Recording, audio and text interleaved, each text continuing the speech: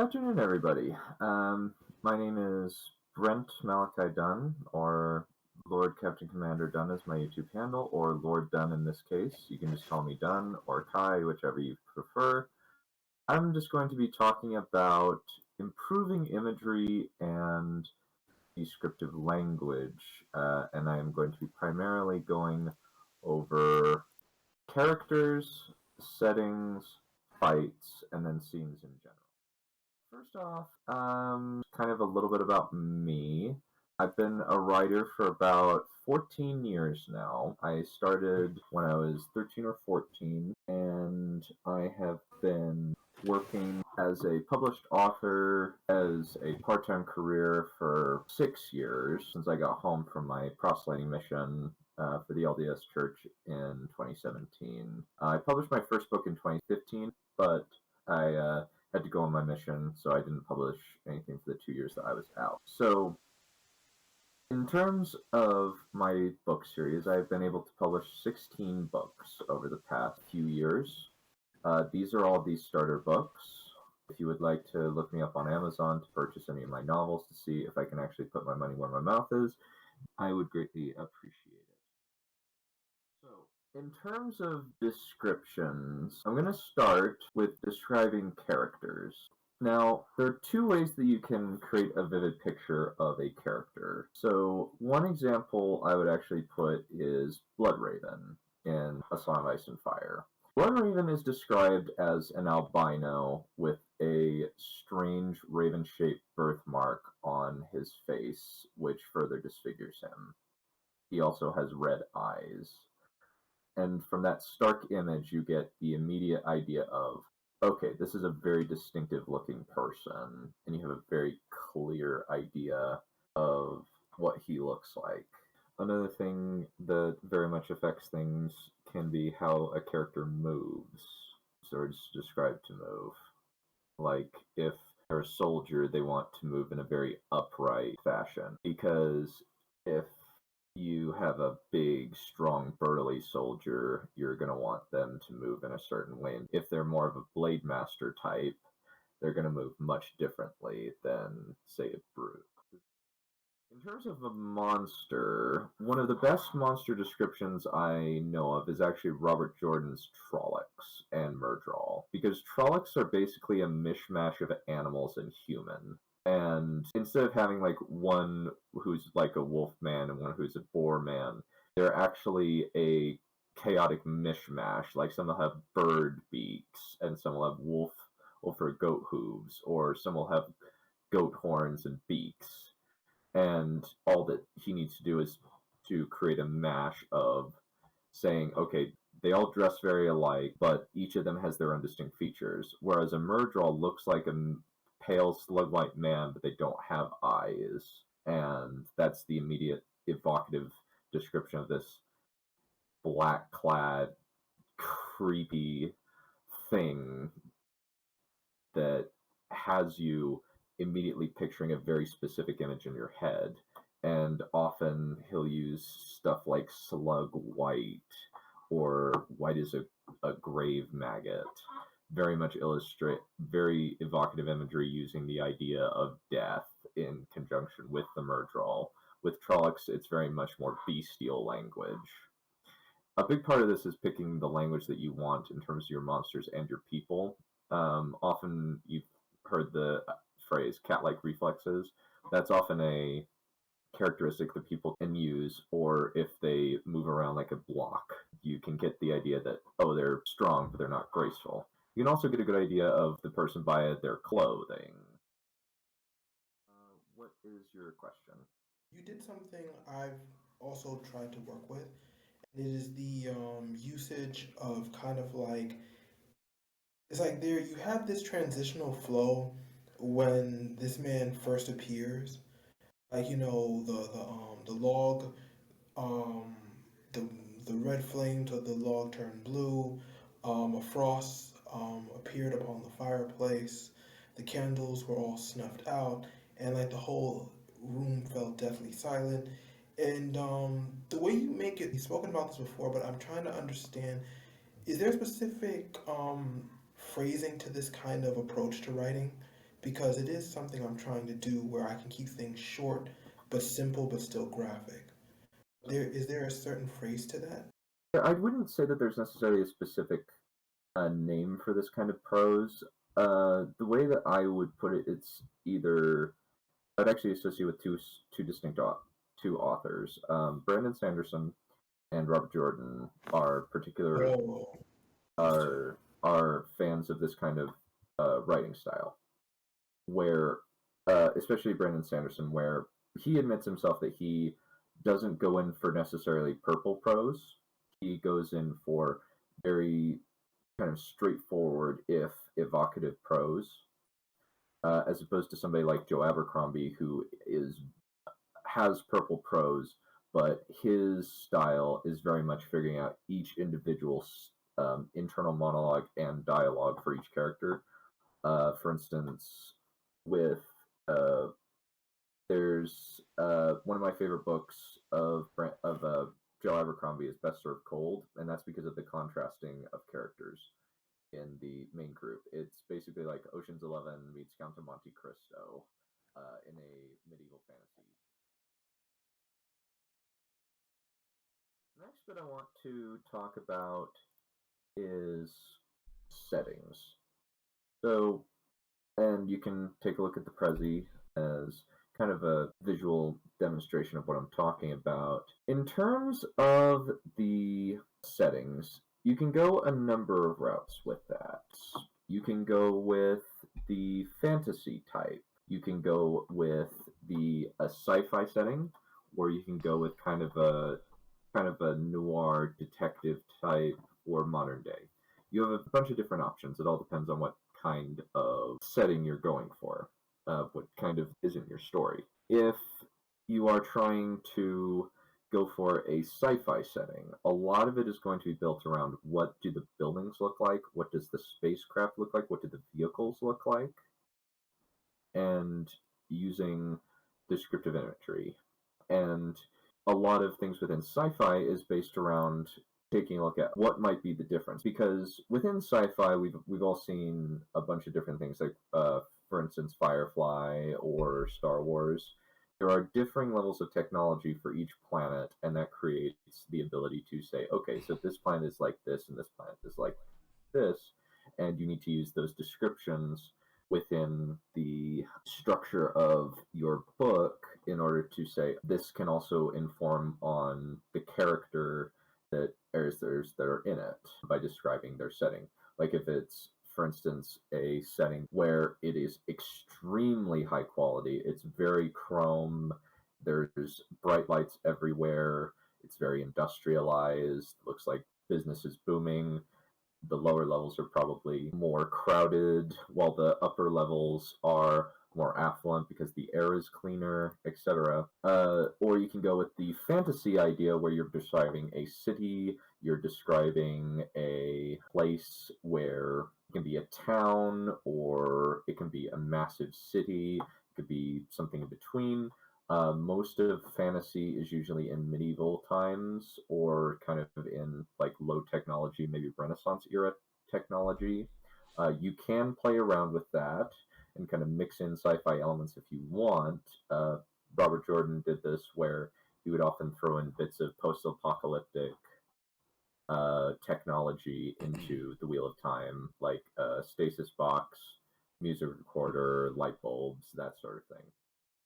Thing that has always stuck out to me with George R. R. Martin when he's describing King's Landing. He describes it as a chaotic mess of a city that was not very structurally planned out. And this kind of contrasts with Robert Jordan, where he describes cities like Camelin and Kyrian as neat and orderly and even on a grid type situation, which kind of contrasts with King's Landing and George Martin, where it's like a chaotic mess where it originally was just a fort that it was eventually turned into a capital. One thing that George R. R. Martin always talked about is the smells of a place.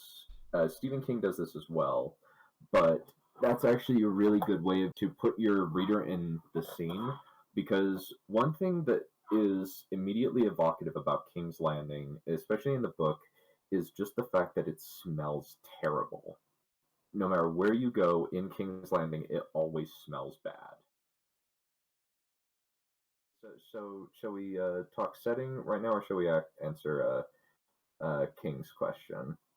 Um, it's really up to you. The only thing I was going to add Okay. about film noir and the detective type setting was that my most I'm most familiar with it through like occult detectivism, which is, I mean, you can Mhm. either have it set in like New York or uh, like Boston, like a lot of the old school detective stories in America are done, or Mhm. you can have it set in London, right? But that's not.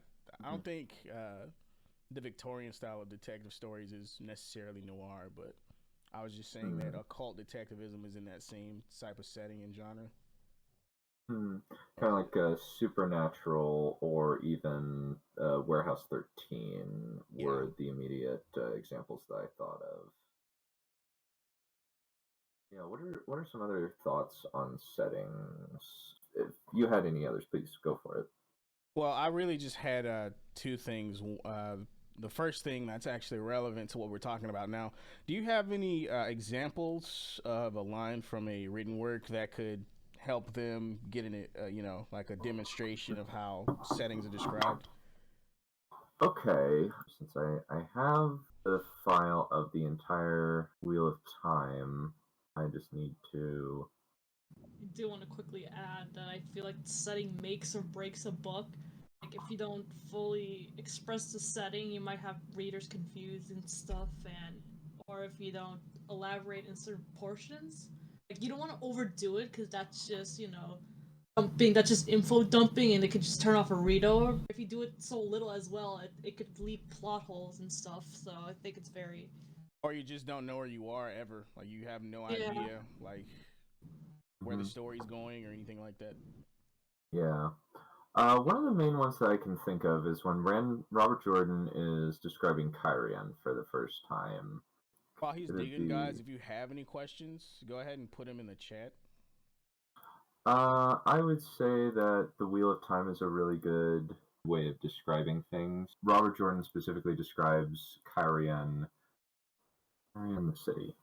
So the Kyrian the city is described as a very blocky, very structured, square laid out city with a palace in the center, with or also known as the Sun Palace, and then there's the dock side and the horror area outside. I would also use um, Brandon Sanderson when he's describing, especially stuff in the Stormlight Archive, where with the Stormlight Archive, he's having to describe stuff that is completely alien to us as people on Earth, because Roshar looks something like this. It's a very barren, rocky place with very, very few areas where you can grow food. There's also very strange fauna as well. Like, for instance, in this world, crustaceans are the main fauna that you encounter. Like, dogs look like beetles in this world.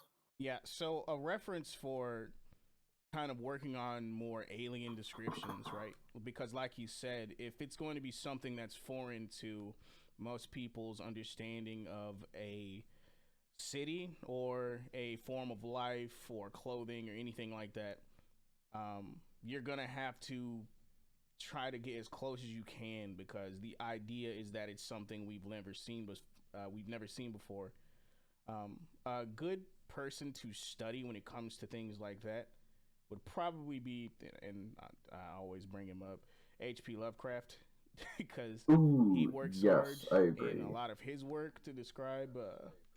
Yeah, he describes a lot of things that we've never seen before by using things that we have seen before in reference to it. But Mm-hmm, somehow he still manages to drive the point home that it's something that we can barely comprehend. Yeah. So I mm-hmm, would study him if you have trouble like trying to describe things that that are alien. mm-hmm. I gotcha. Yeah, that makes sense. I've read a bit of H.P. Lovecraft, and he does have a lot of stuff that makes you really think and really evokes very clear imagery. Like I have a very clear picture of there's a point where this guy is taken down by his old uncle, I think, to a place where these cultists are gathering, and just for whatever reason, like just the way he described it, Mhm. just this like putrid sewer with green water that nobody would ever go down into, and it's really creepy, really scary, very evocative.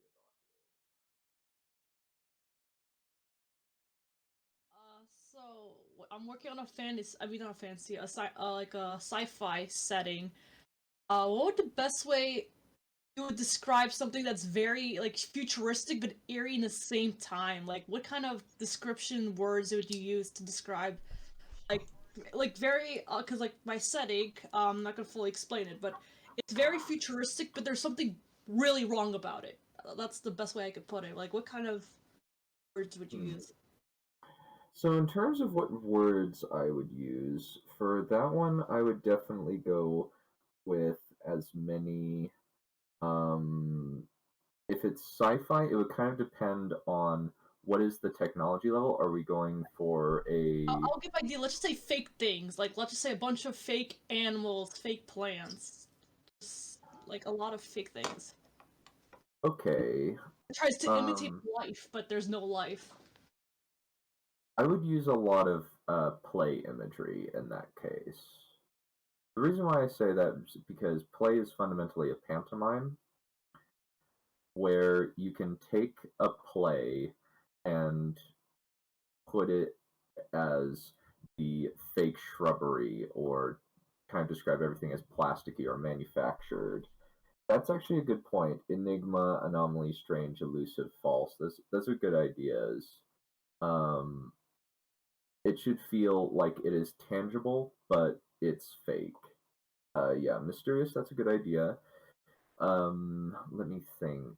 Other ways that I would describe a place in that case is taking a look at the materials used.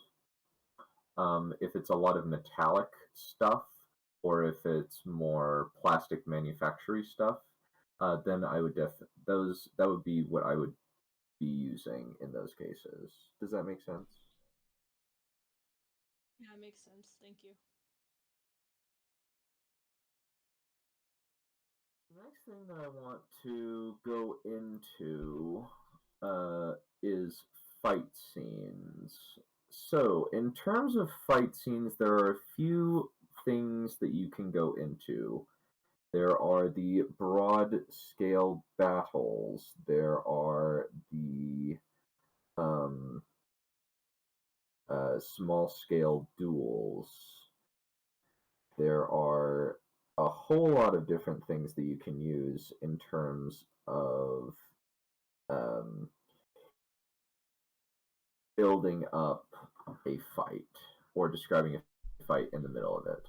When you're describing a fight, it also matters what kind of perspective you're in. Are you in a third person omniscient or a third person limited? Because those two things make a big difference. When you're in a third person limited, at that point, you need to be very much in the head of the individual in the muck, in the trenches, or as they're fighting against an antagonist. If it's a broader bird's eye view, you need to give a very clear idea of the troops while also focusing in on the main character of the fight. Whether it's a soldier who's caught up in the middle of things, or if it's a commander trying to piece together bits and pieces of information, you need to be figuring out, okay, who's the character whose perspective I'm in, what kind of perspective should I be using, and how am I going to impart information from both sides? Or do I even want to do both sides? Do I want to do just one side of the fight versus another side of the fight?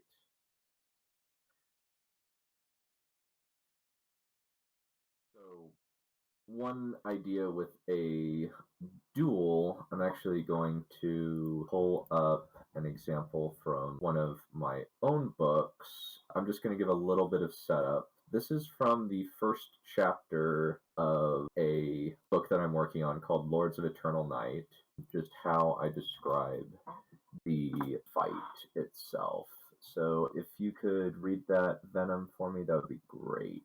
Okay. So for some context, it's a man and a woman who are fighting. One is using a sword, the other is using a mace, but both have magical enhancements using a set of rings that they have. So if you want to just read that for me, I can use that as a jumping off point to kind of describe stuff. Okay. She transformed into a bar of green and black smoke and shot toward him. Shocked, paralyzed, Kamul for an instant, just as she solidified into a solid woman, sword swinging toward his side. Without thinking, Kamul lashed out with his armored fist. His arm moved faster than he thought possible, gauntlet smashing into his opponent's collarbone, just under her neck. Cloak flapping around her, Farah tumbled away and came up on one knee. With a hiss, she stood up, sword still clutched in her hand. Kamul clenched his fist. He had to try throwing her off. Remembering what he'd done with the others, he gathered his will into himself, then shoved it outward, visualizing a wave of power. Without thinking, his arm moved down and slammed his fist into the ground. With a roar, a wide circle of force expanded outward from him, slamming into his opponent with a loud crack. Farah stumbled back, then she shot forward, turning into mist. But this time, Kamul could see her trajectory before her blade could strike him. Hand moving automatically, Kamul deflected her sword with his mace, then swung his fist at her face. Flinching backward, she slashed at him, trying to evade him, but the power of the ring flowed through him, spurring him forward.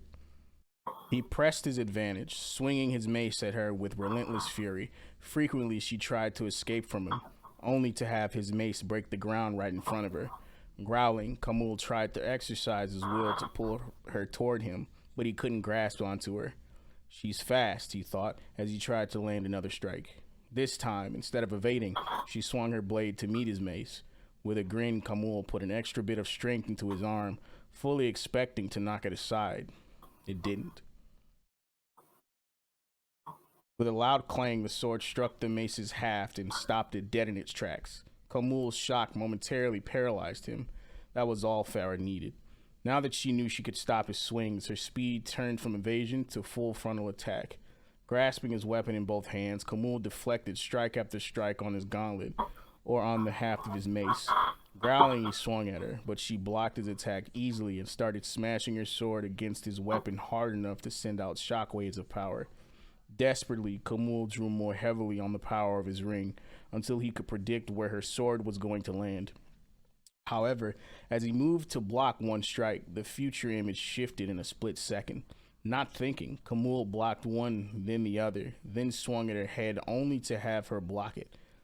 Breath coming more rapidly, Kamul started falling into the pattern of stroke and counterstroke, back and forth between the wall and the camp.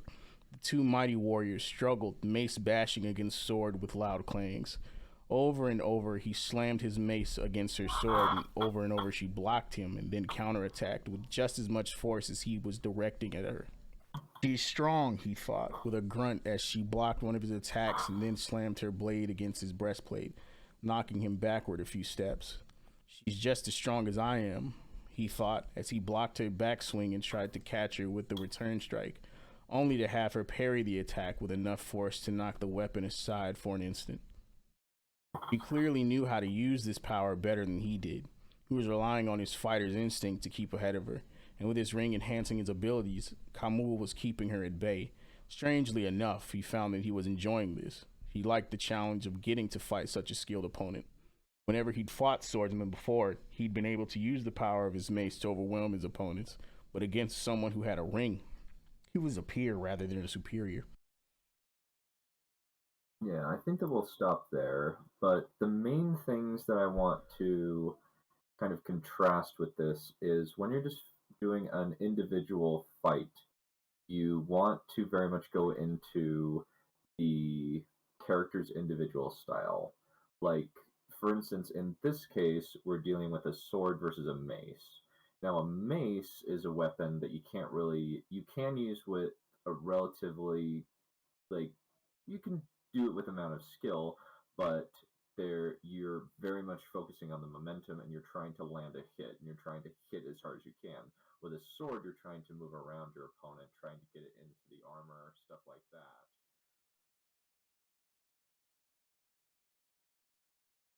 So when we're talking about describing fight scenes, do you think the two main types we'll have to worry about describing, depending on what we're writing, do you think they'll be between one-on-one and full-scale war, or do you think there's something in between? I would say that in terms of, it's usually either single or uh, one side combatant or multiple combatants. That's kind of how I would break it down. Not necessarily like full scale war or one on one. I would kind of, since my thought is, since ultimately whenever you watch something or read something, it's either a duel or group on group. The size of each group, that's the variant part. And you need to figure out the group on group bit. If it's a skirmish, it's going to have less chaos, and there's going to be less moving pieces than a bigger battle. And oftentimes there will be battles in between, inside of smaller battles inside of a bigger battle.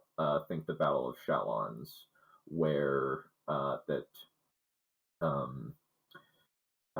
what's his name? Let me see. There was a book called Attila the Scourge of God. I want to make sure that I'm.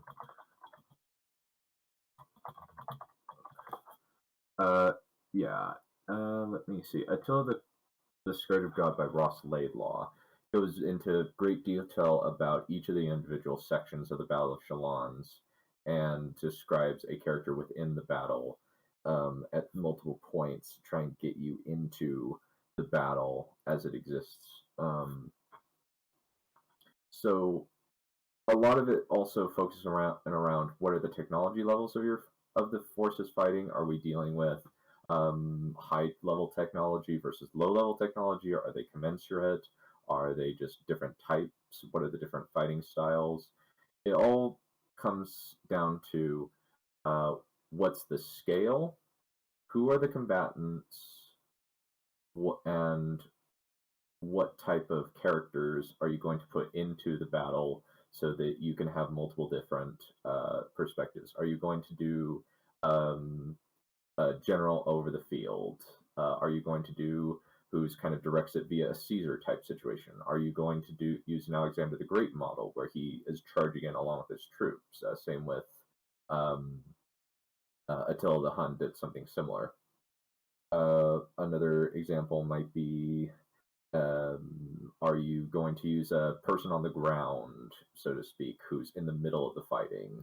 A lot of it is kind of figuring out the individual pieces of how it shakes up. Does that answer your question, or was that a little bit too long-winded?